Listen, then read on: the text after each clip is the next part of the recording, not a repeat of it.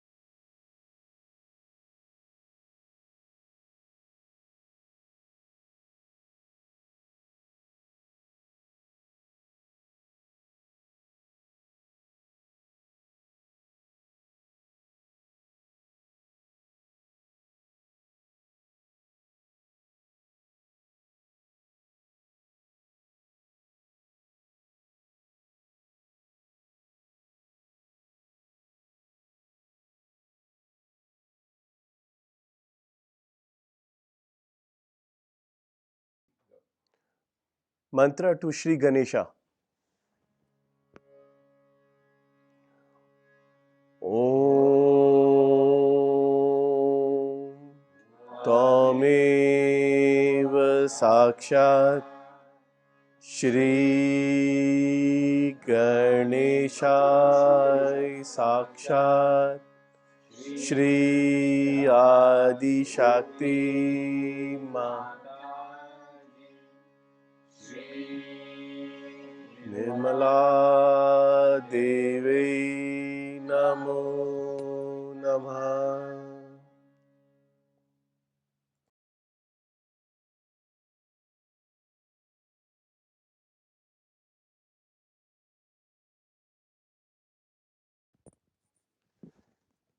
Can we please play the talk of Shri Mataji?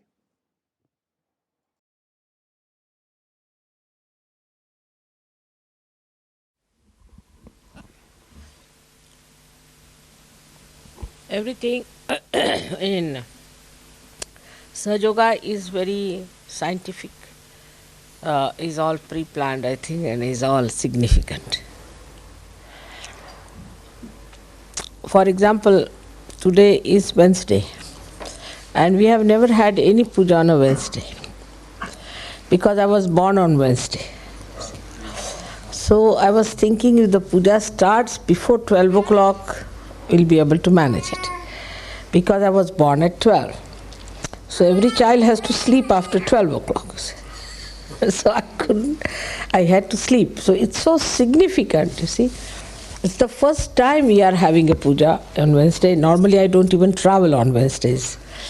So you can imagine that it's such a breakthrough, and I'm very happy that you all are ready for a puja, and that we could break this rule also after such a long time. Because it was impossible for me to keep awake after 12. So I was trying. And I knew that you all also feeling very sleepy.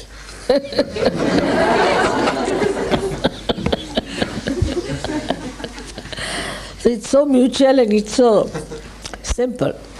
All right. So today we have gathered really remarkably in the really center of the Nabhi of the universe. And I don't know how far I can go with the description of this great country, which we call as Greece. Also, in the Puranas is described as Manipure Dvipe. The Manipur is the Nabhi Chakra, Manipur. And a Dvip means the island. Island of the Manipura stays the Athena. And there is a temple of Athena, all being described about her temple, about her jewelry, dress and everything. So it's already in the Puranas described, this Athena. As I've told you before, Athena means the primordial mother. So now, one may say that why the primordial mother Adishakti should be on the Nabhi chakra of the universe. One may ask a question like that why she is placed on the Nabhi chakra. Because in the, I don't know in English, before the creation was created in the material form, where it was planned, then there was something of the, what we call is the Vishnu Loka. Is the Loka or the area where Vishnu ruled. And in that Vishnu Loka, it was decided that Adishakti should first come in the form as a cow, and then she should descend in the area called as Gokul, which is Vishuddhi Chakra, first, and create vibrations there. Now in the material form, the Gokul was where Sri Krishna lived in his childhood.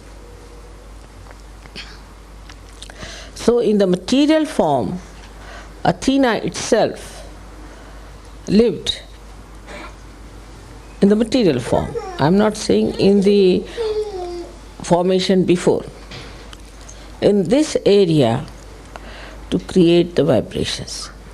So it is not only she was a goddess, but she lived in this area to create the vibrations for the Nabhi, to create the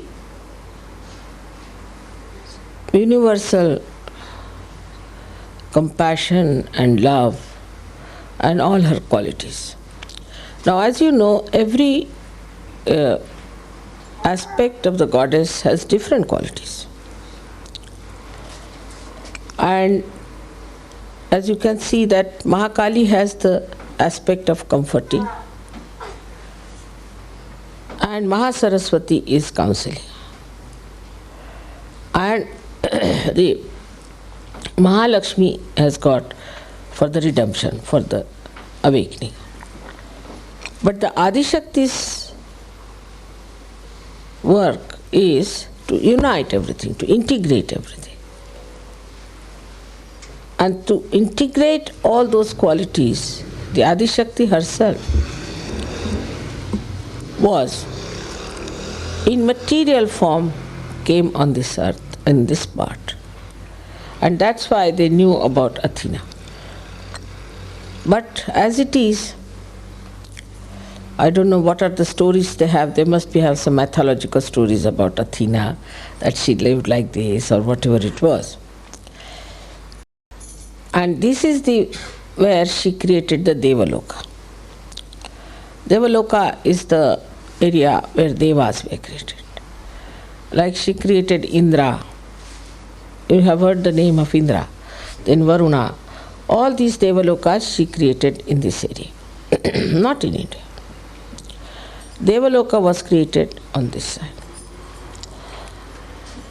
And Ganas and all these people were created on the side of Nepal and all those places, on the left hand side.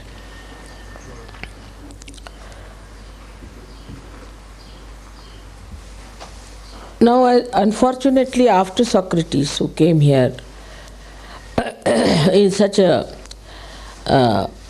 condition when people were really absolutely ignorant, in the complete darkness of ignorance, they could not understand him.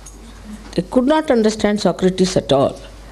And so, like any other primordial master was treated by the people who were surrounding him, he was also very much ill-treated and nobody listened to him.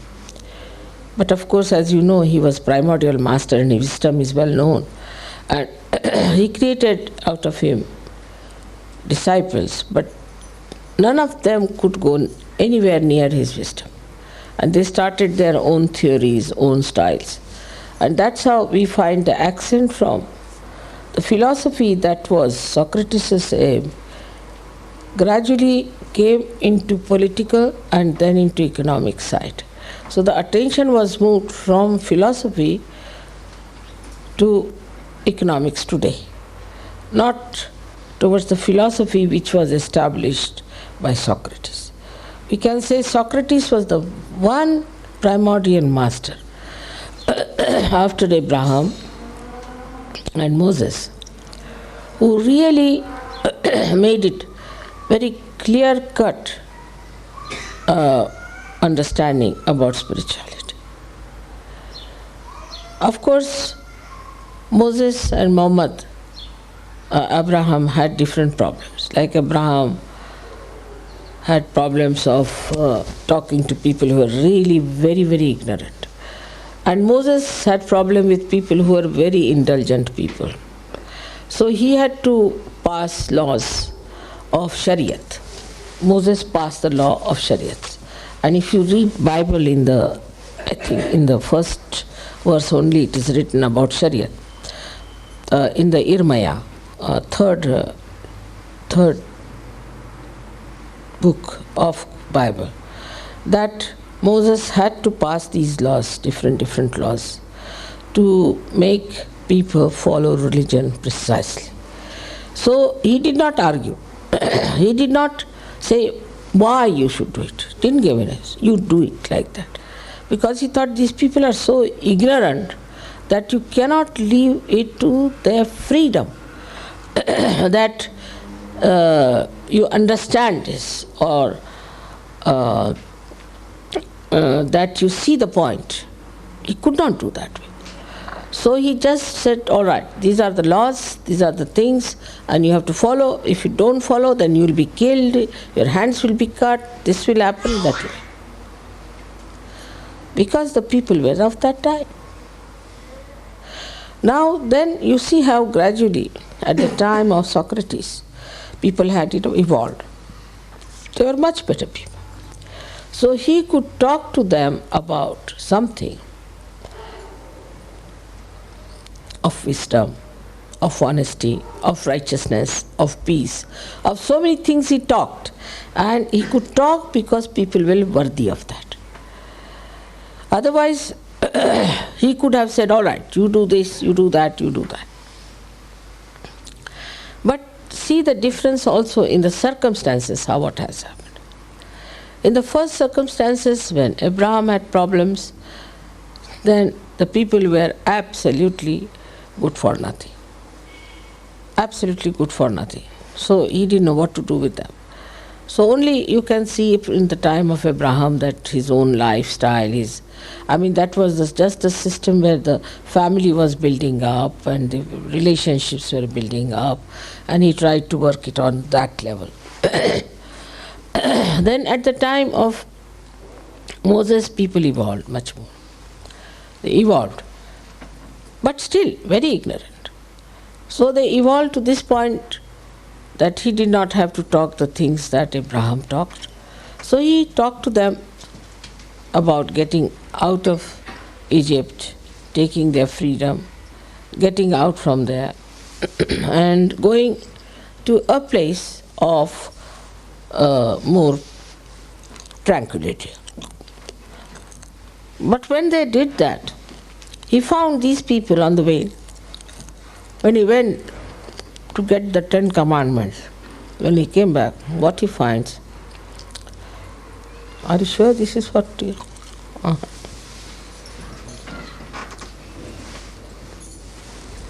दूसरा ले आओ, must be somewhere.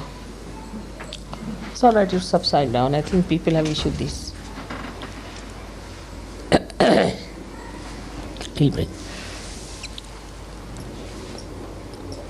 So the people who were at the time of Moses, when he had gone to get the 10 Commandments, started indulging into very, very immoral character, extremely immoral character. They were very immoral and were doing such horrible things that nobody can believe that anybody who tried to escape from the Egyptians were worse than the Egyptians themselves. So he gave this Shariat to them to change. Now then came the time when people were, despite all that, people were not so good, we can say, at the time of Christ. But they were not so immoral. They also could not understand Christ. So you see, despite all the human evolution, the human awareness evolving, the understanding about spirituality was very poor. And you could not talk to them. Now you can also see the circumstances of things. When the circumstances are such, like at the time of, say, Moses, that people are extremely immoral, they are doing all kinds of bad things, they are not bothered about their own destruction. The incarnations had to move absolutely to the right, because they were so left-sided. So the incarnations had to move absolutely to the right and say that if you do like this, this we'll have to do, the violence part. So they took to violence. So the circumstances made the reactions of the people. Also the awareness of human beings. So many things worked it out. Say, for example, when Athena came on this earth, her job was to create an integrated force which will have the whole Chaitanya spread like an integrated force. So that when it will be all disintegrated later on, it can integrate. So the Greeks have a job, special job, is to integrate.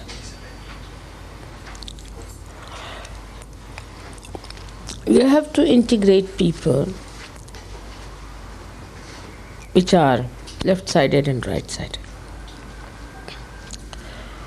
And that's what I asked him, what happened to Hitler. So they said that when they saw Hitler, though Hitler respected them, they resisted Hitler.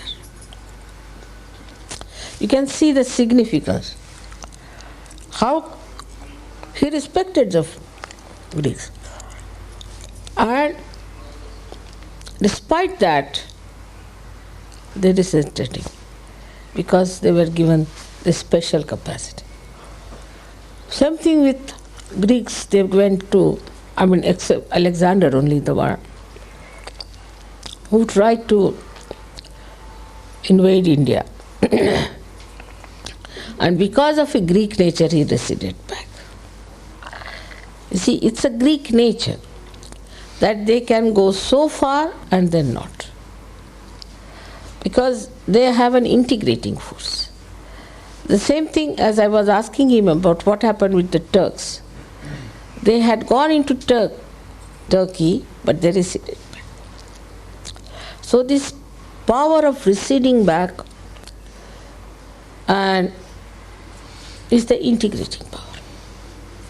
By you integrate within yourself both the qualities of the left and right, and you balance it, and you see, no, that's all right. If you have to be in the center, we should go up to a point and come back. And this is a very basic quality of Greeks in every respect. If you take their shipping, they're very aggressive in shipping to begin with.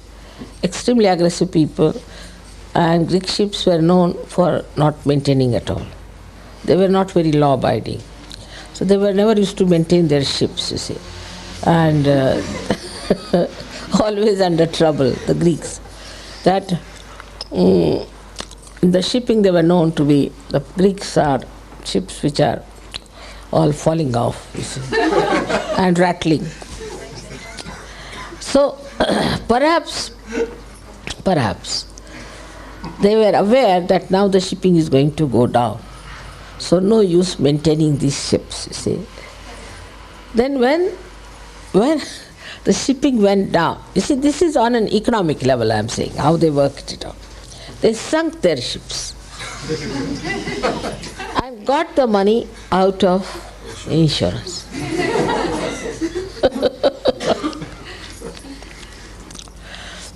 That is a typical Greek style of behavior, is that they know already, it's a kind of a wisdom. They know that how far to go. Like we can see now, Onassis also married this mad woman, Kennedy's wife, because he must have realized that Kennedy never gave her any security, so he married her. All right. He married her up to a point. But most of his property went to his daughter, not to Mrs. Kennedy. This balance and this wisdom is a special Greek style of life. That's why you might say that they are not overdeveloped like Americans are. But now Americans are realized that they are idiots. But Greeks can never become idiots, whatever you may try. They are very sharp and very intelligent, but they know how far to go with everything. Or what is the reason for this? The Athena. So Athena is the one, Adi Shakti, and she created Ganesha here. And the balance of the universe or all the dharmas is in the Nabhi Chakra. And so the people over here are very balanced. You can find them very in their language, in their styles, very deep. One may say because they are traditional people, they have long traditions. But Egypt had also long tradition. Of course, Egyptians are, in a way, wiser than all other Islamic countries. But not like Greeks. Not like Greeks. We have Chinese also who are very wise. And they are known to be people of deep understanding. But they are not like Indians. So what is lacking in all these people is the depth of awareness. Because though in China also Mother of Mercy came and she really bestowed blessings upon them, and China rose also afterwards into her own glory and became quite a good industrial, developed country, we can say, very powerful. But still, that kind of regimentation could not be borne, because after all, Mother Mercy was there. Do you know, you have one Mother Mercy to give, you given me, one, Kuan Yin, same thing, Kuan Yin, and she's the same thing called as Mother of Mercy. And the second one was given by Gregor recently. And you see what's happening in China now. So the effects of these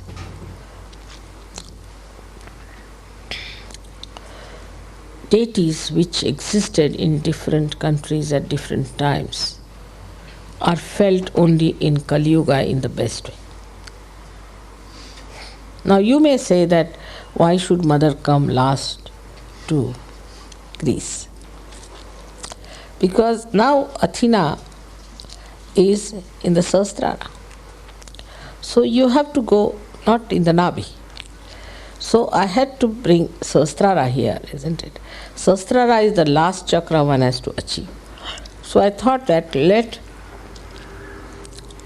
Greeks grow up to the Sahasrara point. So we have to establish Sahasrara in this. And thus it's a very powerful work we have to do in Greece. Because actually at the time when Athena came here, it was not Sahasrara, it was Nabhi, because she was actually on the Himalayas, came from Himalayas. So now to bring Himalaya here, or to bring that purity in Greece, is a tremendous task. And we have very few such yogis. But you see the reaction of the gentleman who came, and we have formidable job because of these orthodox, most unorthodox. They have no orthodoxy about anything. So we have a problem, big problem, how we'll establish here.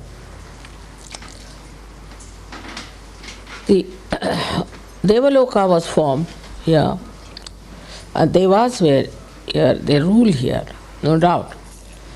But in the human awareness, they were brought down to the human level. Like Zeus was Parshurama,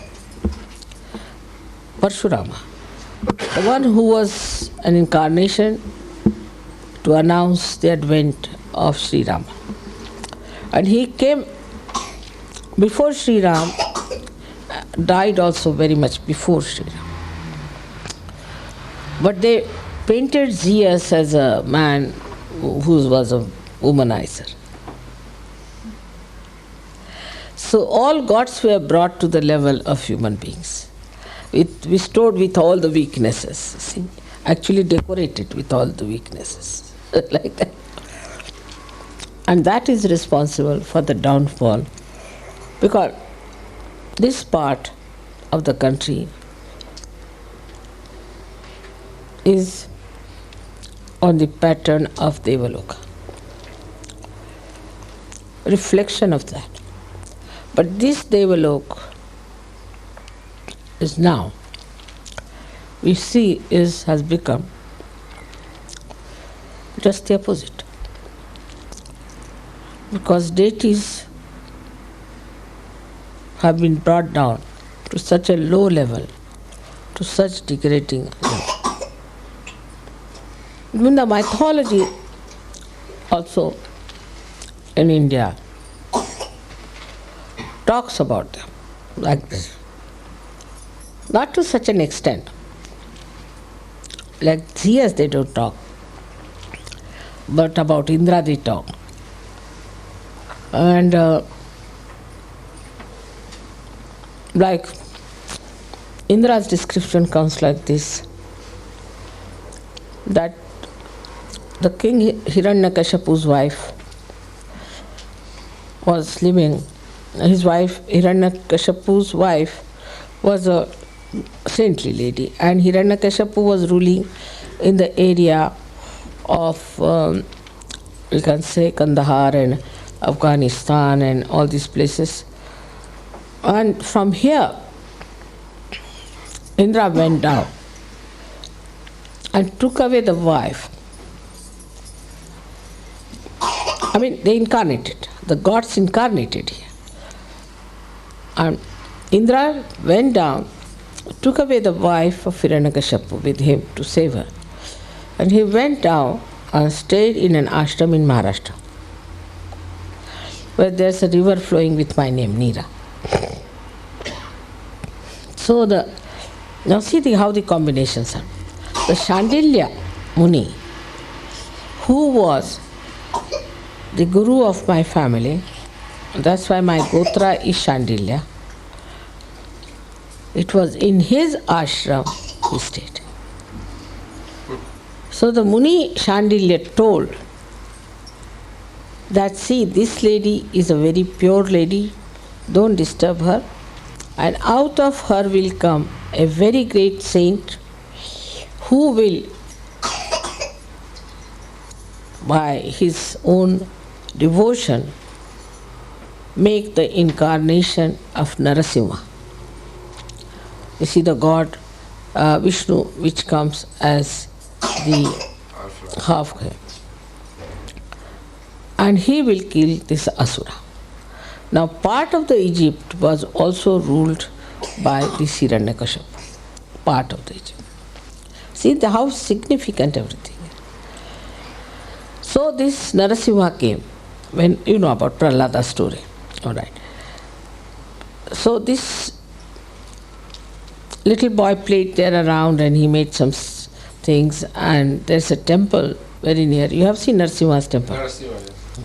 And that you have seen the statue made out of sand. Yes. That was made by Prahlad.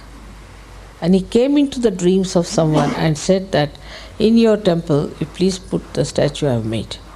And they went round the Nira river and found it and put it there. So see the relationship, how it is. Now this Hiranyakashipu was killed by Narasimha.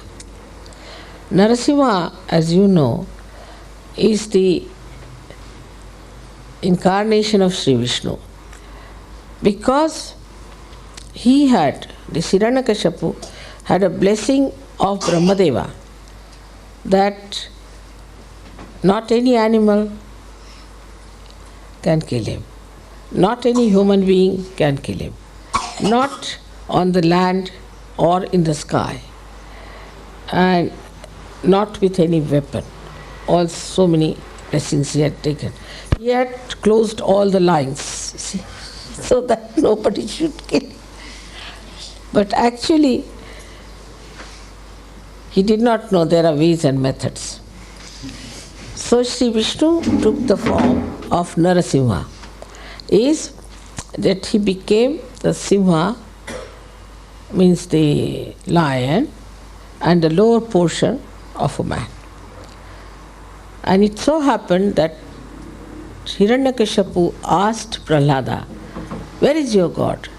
He said, this is everywhere. So he said, all right, is he in this pillar? He said, yes, he is in this pillar also. So he hit the pillar. See, the pillar must have been the same style as you make Greek style, pillar of stone. So he knew that in the pillar, how can anybody be? It's a stone. He hit it, but the pillar broke, out of which came out Narasimha with long hands and claws. And he took that Hiranyakashipu and put him on his lap, because neither on the sky nor in the ground. And with his claws, because they were not weapons, he opened his stomach and killed him. So because he was also ruling in Egypt, the people of Egypt made they were Assyrians. Assyrians are asuras. They were the ones who were asuras. That's why they are called Assyrians. So they made the statue of their god Sphinx the other way round than Narasimha. So the upper part of the Sphinx is that of man, and the lower part of that statue is that of lion. This is very ancient story I am telling you. So how the Greeks went to India long time back, because all these devas were Greeks. And these devas were like Indra, what he did, then Varuna and all these things. But I think because the whole idea got perverted, whole thing, they could not see the proper image of their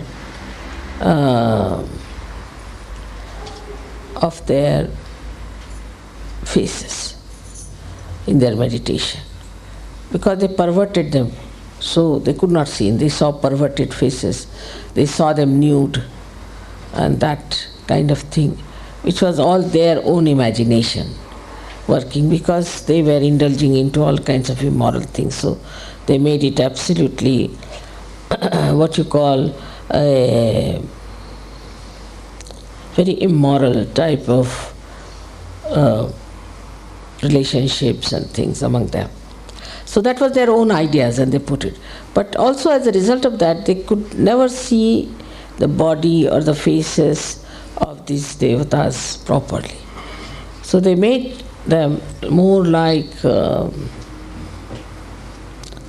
quite ugly looking faces they made. Like I saw Pasidon they have made here, which they gave it to my husband also. It's not at all like Varuna, I can tell you. So, and absolutely nude, it's so embarrassing. They gave it to my husband and he didn't know where to look, and I just started laughing because he's a very shy man, my husband.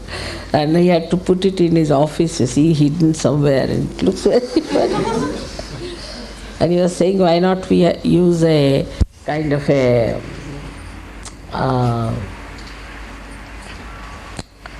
covering with some silver. I said, it's an antique they have reproduced. You can't do it to an antique. He said, all right, where should I put it? I said, put it in some corner. So with such expense they gave it. But my husband was quite upset about it, you see. Every time he sees this gentleman, he says, this gentleman is no good. All right. So then this part of the history is there. On that history stands the modern Greek. So if you see from Socrates to Christ, people had evolved, we think, but they also crucified Christ. So what was their evolution? Though if you see what Christ preached and what Christ preached and Socrates preached, there is much difference. Because Socrates talked in parables, not openly, while Socrates talked in a very open way, in an open discussion, in an open understanding. That shows only that the people could understand what he was saying. But still, he was also killed. Socrates also was given poison and he was also killed. So that shows that at that time also the people in charge or at the helm of affairs didn't know what was reality. So now from Christ to Socrates and from Socrates to me, we can say this way, that we are talking about him. Though Socrates came in the year, how much BC he was? Years, about 500 years before Christ. 500 before Christ. So might be that Christ must have felt that Socrates, he talked so openly, so nicely to people, as because he was primordial master. He realized it. So he talked in parables. He thought that no use talking straight like Socrates, because see, they are very straightforward people. The primordial masters have to be very, they are by nature extremely straightforward. Even today's those who were real gurus, they would not accept any person. They would throw away. They would beat people. Even musicians in India, those who are great masters, they would beat their disciples if they played something wrong, like very harsh people. So it was all right for Socrates also to tell things very plain and simple and all that, but still he was killed. And then Christ, who was 500 years later, came. See, he saw the point that no use talking, because he came at Agya, talking in that way. If you tell somebody, don't do like this, even reason it out like Socrates did, he is the master of logic, you can call him. The whole logic system comes from him. He is a master of logic. But despite that, it did not appeal to the logic of the people who were at the helm of affairs. So they have no logic in their heads. You see, they are just rationalists. Rationality is blindness, but there's no logic. So because there is no logic, they killed him. And Christ understood that there is no logic with these people, so better talk to them in parables. So he talked to them in parables. But still they killed him. Help the authorities. They couldn't bear. They thought he's becoming very powerful, or whatever it was. The Jews themselves were very funny, and they did it. So in Sahaja Yoga, what I decided that at least I should give realization to people first. And then I can talk to them whatever I like. Now I am talking to you everything and you are understanding it because you are realized souls. But I cannot talk this to an ordinary person. So we have two types of people, one who are Sahajogis and one who are not. Of course there are some Sahajogis who are not very worthy of this, I agree. And they may just go back or something. But you can become worthy of understanding all this knowledge because your Kundalini can make you so capable and your Sahasrara are so good that you can absorb what I am saying and can logically see what I am saying is true. And you can also verify it, whether it is true or not. So this stage of yours, I think, is the highest stage of awareness, where collectively you are understanding me. The situation is not so bad as it was even at the time of Christ. Before that, of Socrates' time, I think he was the only wise man going around. There was nobody else seems to have any wisdom. Even his disciples, you see, like Plato, he went off his head. Then Aristotle went off his head. Both of them really were tried to have their own arbitrary additions, which were all absolutely. But he talked absolutely, Socrates talked absolutely about gods and everything, and talked so openly. Then, in the same way, we can say the primordial master state is that we have Muhammad. He was also killed. He was also killed because he told the truth. Then came Nanaka. He was not killed, but nobody bothered about him. And the people who really follow him are just in the opposite direction. Supposing he was saying, come this way, so they are going in that way. You find even same thing with Christ. If Christ said, come this way, the Christians are going that way. Every religion is just the same. Same with Krishna's Gita. Those who preach Gita are just, if Krishna is standing here and saying, come this way, Gita is saying, they are preaching Gita, going down, taking people downward. So it is common with all religions that they have always used the name of prophets and of all the incarnations just to make money and to take everybody to hell. Straightforward march to hell. See, so now those who are alert about it and those who have seen it, that this is all nonsense, are in Sahaja Yoga. And Sahaja Yogis can't do that because they have come quite a long way now on this side. So they are going to pull out many others to that side instead of going themselves down. So this is the situation today. And that's why I say Greece is a very wonderful area where we can work it out. If Athena could be awakened here, this place could be of very great help to us. Now there are very balanced Greek people. They have great sense of art because of right side Swadhisthana. Also they have lots of qualities of understanding the worthlessness of too much indulgences and all that. It is so. But the immorality grew now because they started copying Westerners. Otherwise, the women here were very moral women. Right? This is only in these 20 years this change has come. Before that, the women were very moral, very good women lived here. And some of them are now in India, as I told you. They came with Alexander.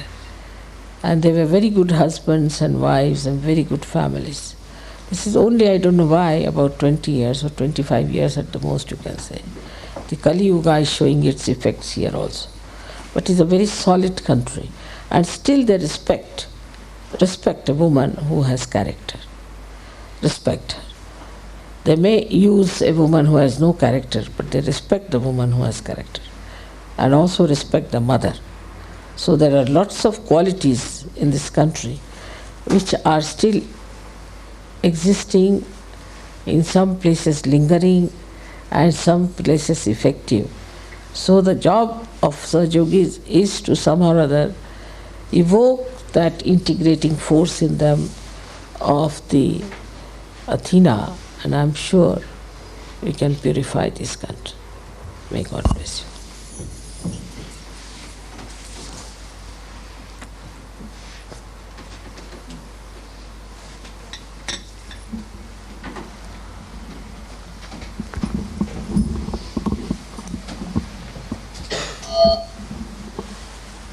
Alexander was 200 before Christ, or 200 before Christ, I think.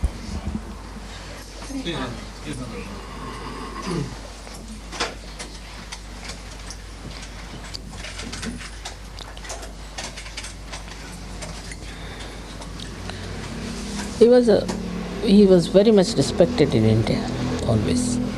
Alexander was very much respected in India. And because he went away, you see. And he didn't take away anything from India. Like any other invaders who came, you see, just looted us. He did not. I think he got quite detached after coming to India. Anybody who has come to invade India and has really gained something out of the spirituality of India was Alexander. Otherwise, the English lived for 300 in India, 300 years. Nothing went into their heads, nothing. 300 years. Can you believe it? They used to laugh at everything, they used to make fun of everything. Nothing went into their head. But so many Greeks stayed on because they like India very much. So they stayed back. They wouldn't come back. So many are there, even now, living in the forests. So this is something, is the sensitivity, the awareness, which has grown through times in the Greek people. You can see the character of Alexander, how he was. There's a poet in India called Chandavardai, who was at the time of Alexander. Alexander brought him here, honored him, kept him here. He was here. And he wrote poems about Alexander, about his greatness and things. Praised him so much. I mean, I can't think of English people carrying any Indian as a poet to England. It's no question. I mean, they didn't know. And the sign of awareness is this, that you don't respect anybody else. You say, I am the greatest. Then you cannot see the goodness of other people.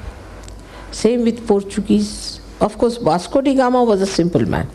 Because when he came first to India, he saw Indians, and he went to Goa and he saw the temple of the goddess there, is the Shanta Durgas. So went back and told his king that they are all Christians because they follow the mother. They are not Muslims. So simple it was. There's no need to make them Christians. They are already Christians because they follow mother. He was a nice man. But Portuguese also never learnt anything much. But still certain respect they showed. Like the name of Bombay is Mumbai. They still call it Mumbai. Many words Mumbai. Is the Mumbai is the name. Means she is the mother of Mumbai. Like I is the mother. So they call it Mumbai, is the name of the goddess. So they didn't want to change it. And in Portugal, when I went, they were saying Mumbai. So I said, why do you call it Mumbai? They said, after all, it's the name of the goddess, isn't it? I said, it is. But the English came, called it Bombay, finished. So you see the awareness. You can see the awareness of people, because they were so aware about the serenity, about the holiness, about the auspiciousness and all that. So they said, how can we call it Bombay? Because it is the name of the goddess. Just think the depth, We cannot call. But in English could have gone and found out what is this place called, why is it called Mumbai. But they did not. But even if they had found, I don't think they would have kept it as Mumbai. They would not have. Because you see, that respect for serenity and all these things, somehow or other in this, people who ruled us, it was not there. Now, the children of Britain are very different. Very different. But those who ruled us had no respect at all. They would only go to church, and I don't know what, and nothing, no respect. While the Greeks had always respect for Indians. They came with respect. Now the respect also is a kind of an awareness within us. And now as the time has passed, I find Britishers have respect for others. They are respecting. Many. I would not say all, but quite a lot, isn't it, Phil? What do you say? He has not met anyone. I haven't seen so many lately. Huh? I haven't seen so many lately. Yes, that's the part lacking, respect. That is the part lacking in England. And imagine in the heart, if there is no respect, then what sort of a heart it must be. The whole world can get ruined by that heart. So that's the thing, one has to create respect, respecting others, respecting their culture, respecting their lifestyle.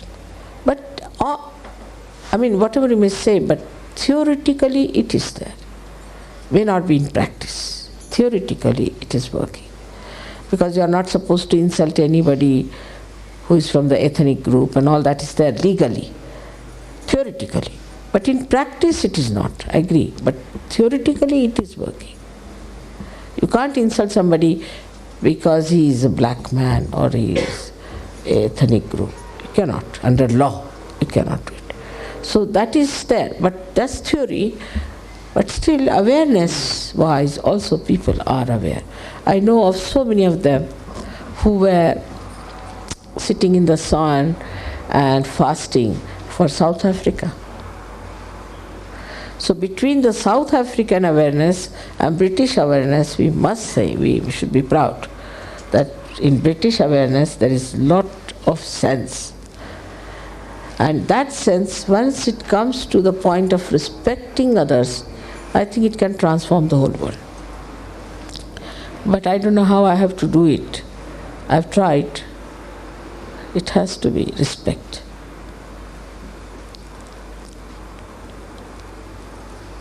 It is not insulting now, but it is not positive respect. So one has to learn how to positively respect. At least Sahajogis must be positively respected. This is what I've been talking about Buddha, about truth, about respect. But once you know that they are Sahajogis, one has to respect. And this one has to learn from the Greeks, because still they have a sense of respect. They know how to respect. Isn't it? That part is there. That one has to learn. Even the Egyptians are, and also the Chinese. Because out of all these years of traditional growth, they have realized one thing, that if you have to really exist in this world, you have to learn how to respect others.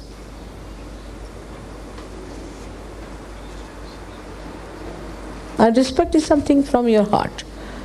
Like the Japanese have no respect for anyone, but they'll go and bow 10 times. Don't know when to stop. If they bow, and if you bow, they'll go on permanently. So it's best is you stop. But it's artificial. It's not real. So it should come from your innate being to respect others. And when that works out, then your awareness has definitely reached a very high state of understanding of divinity. So then you come to a point of respecting the Adi Shakti. And there, when you have respect, it's not artificial respect. It's not artificial. It should be from your heart. And once you start doing that, your awareness will improve. And that is not what you get. It's not what you have, but what you give to yourself by respecting. And this respect will transform you completely, I can tell you, because there's a big understanding now between you and the Divine. And I'm sure everything will work out very well. The way the deities respect the Adi Shakti, if you also learn that respect, then things will work out. And I think Greeks will lead us very well, the whole of Europe in this respect, I'm sure about it. May God bless you.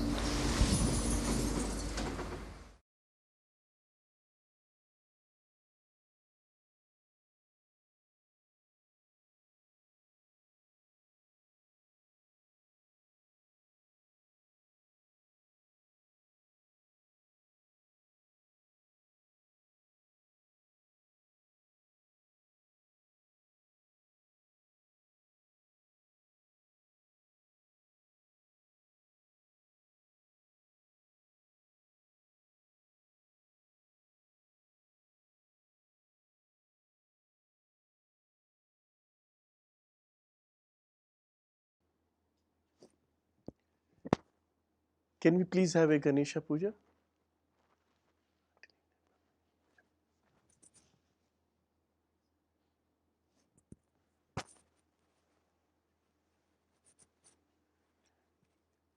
You come. You come. Can we please have a Ganesha Puja?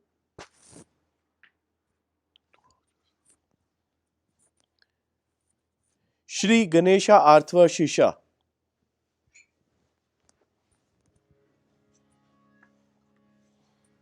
Om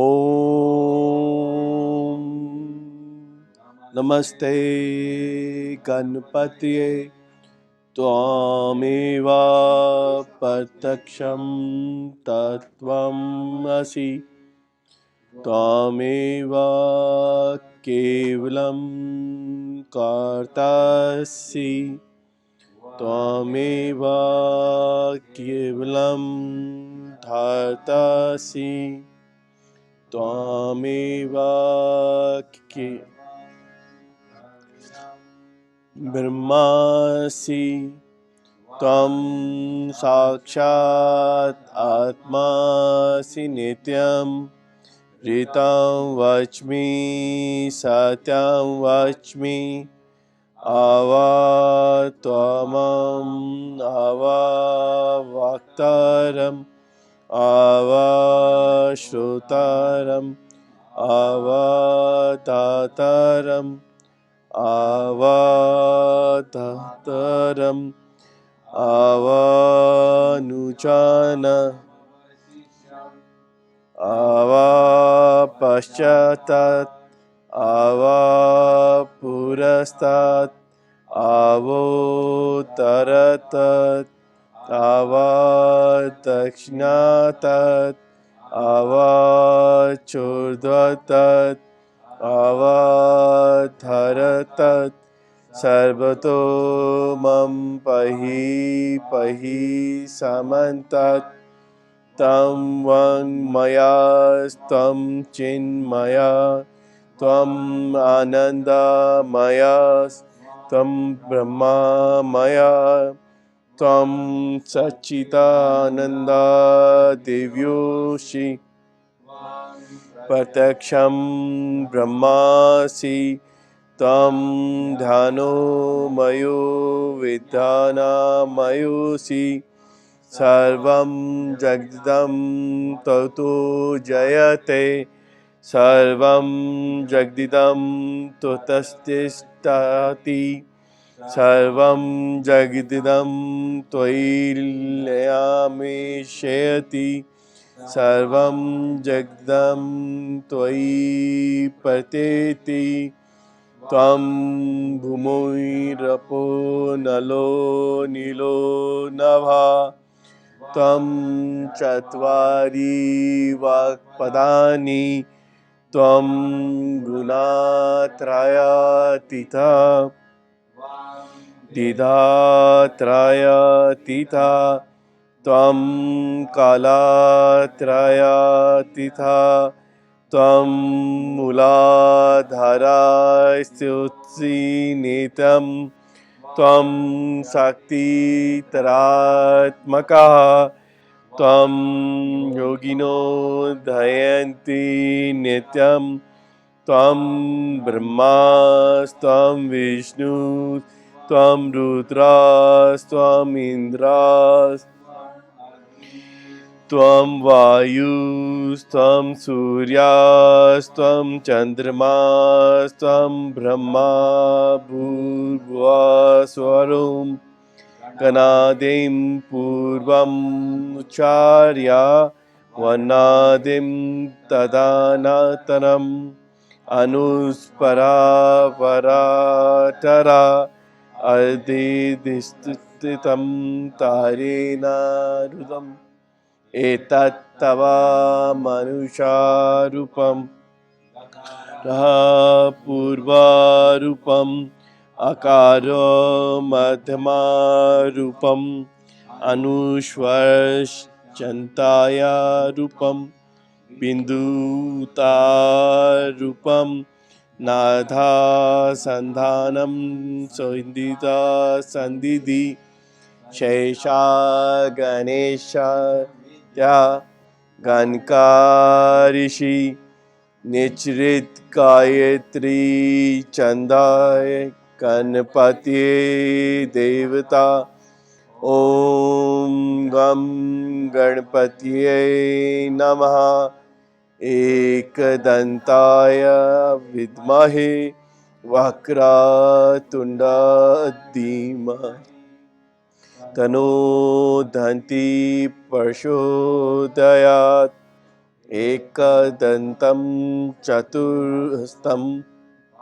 Sham Ankushdharinam, Radham Chavardam Haste Bhivaranam, Mushkadhavajam Raktam Lambodram, Shurpa Karnakam Raktavasasam, Rakta Gandhanu Liptingam, Rakta Pushpahi Supujitam, Bhaktanu Kampinam Devam Jagat Karinam Ashutam, Abhibhutam Cha Shishyado Prakay Purasat Param, Evam Dhyanti Tam Sa Yoginam Vara, Namo Varatpate,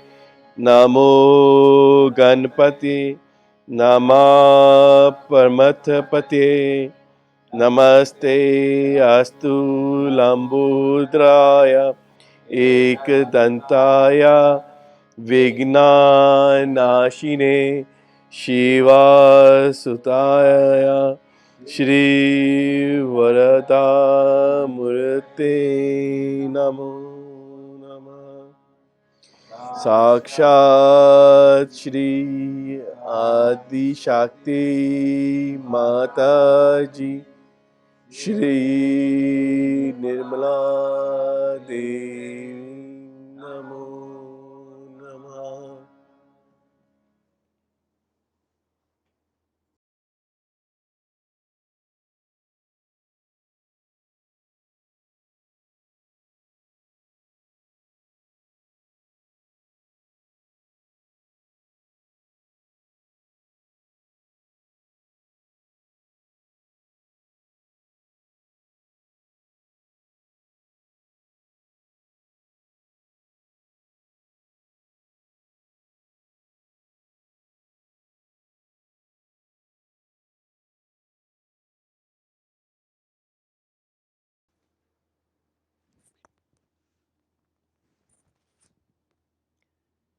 10 names of Shri Adi Guru Dattatreya. You are the embodiment of balance. Shri Sattva. Om Tameva Shri Sattva Saksha Shri Adi Shakti Mataji.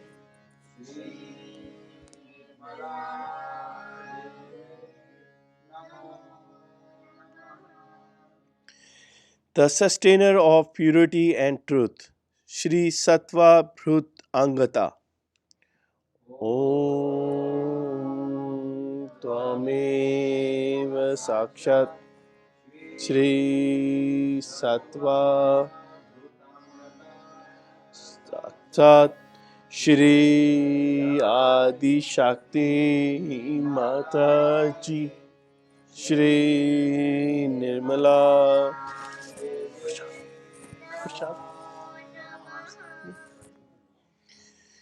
the one who resides in the lotus, Shri Kamalaya. Om Tvameva Sakshat Shri Kamalaya.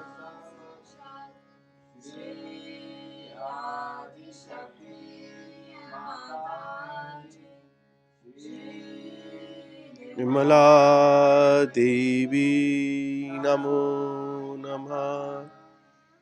The golden cosmic egg of Brahma, the subtle body of the Virata, Shri Hiranya Garbha. Om Tvameva Sakshat Shri Hiranya Garbha Sakshat Shri Adi Shakti Mata.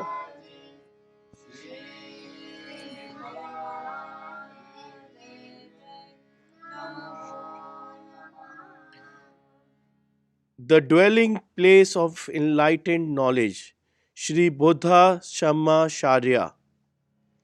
Om Tvameva Sakshat Shri Buddha Shamma Sharya Sakshat Shri Adi Shakti Mataji.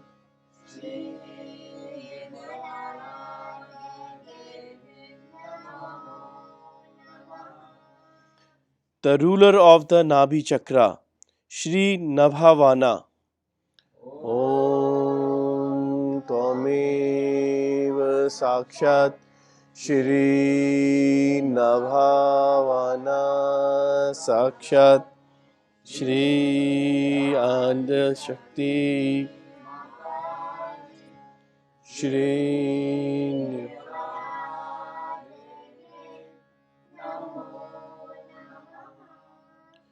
Without a body, Shri Deha Shunya. Om Tome Deva Sunya Sakshat Shri Adi Shakti Mataji. Shri Nirmala Devi Namo Namah. The one who looks after the ultimate well-being of all, Shri Paramartha Drisha. Om Tvameva Sakshat Shri Paramartha Drisha Sakshat Shri Adi Shakti Shri Nirmala Devi Namo Namah. The one who knows the yantras, divine techniques, Shri Yantra Vidya. Om Tvameva Sakshat Shri Yantra Vidya Sakshat Shri Adi Shakti Mataji. Shri Nirmala Devi Namo Namah. The support of all supports, Shri Dhar Adhara. Om Tamev Sakshat Shri Dhar Adhara Sakshat Shri Adi Shakti Mataji Shri Nirmala Namo Namah. And now the Guru Mantra. Guru Brahma, Guru Vishnu, Guru Devo Maheshwara, Guru Sakshat Para Brahma, Shri Mataji Nirmala Ma. Tasmai Shri Gurve Namaha.